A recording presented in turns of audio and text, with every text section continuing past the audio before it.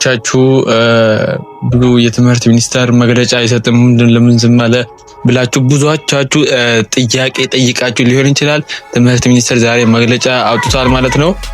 የትምህርት ሚኒስቴር ማለት ነው የትምህርት መዝናኛ ፈተናዎች አገልግሎት ከ2017 የትምህርት ዘመን ሀገር አቀፍ የ12ኛ ክፍል ፈተና ጋር በተያያዘ ዛሬ ማብራሪያ ሰጥቷል ማለት ነው። የትምህርት ሚኒስቴር ፈተናዎች አገልግሎት የተፈተኖች ማለት ነው ውጤት የገለጸ ሲሆን ተፈታኞች በተገለጸው ውጤታቸውን እና ተያይዞ መረጃዎች ላይ ቅሬታውን በተሰጣቸው የጊዜ ገደብ ውስጥ አቅርቧል ብሎ ትምህርት ሚኒስቴሩ የመግለጫው ላይ ተሰጥቷል ማለት ነው።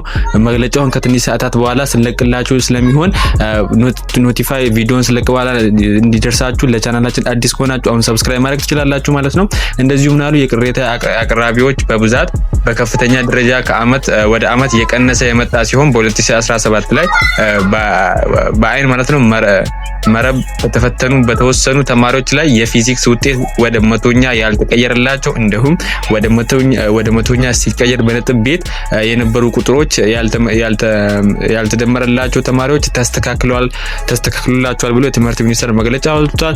እንደዚሁም በተጨማሪም 49.50 እና በላይ አማካኝ ውጤት ያስመዘገቡ ተማሪዎች ውጤታቸው ወደ 50 በመቶ እንዲጠጋ በተወሰኑ መሰረት ተግባራዊ ተደርጓል ብሎ እንደዚሁም በመሆን በአጠቃላይ 3350 ተጨማሪ ተማሪዎች ዝቅተኛ ነጥብ የማለፊያ ውጤት ማስመዝገብ ችሏል ማለት ነው። እንደዚሁ ከ50% አላፊው ጋር ተመዝግቧል ማለት ነው። እንደዚሁም በዚህ መሰረት የ2017 ትምህርት ዘመን ላይ 50 ከመቶኛ በላይ ያመጡ አጠቃላይ ተፈታኞች 52279 ሆኖ የተመዘገበ ሲሆን በአጠቃላይ በመቶኛ ደግሞ ሲገለጽ ወደ 8.9 በመቶ ሆኖ ተመዝግቧል ብሎ ትምህርት ሚኒስቴር መግለጫው ላይ ሰጥቷል።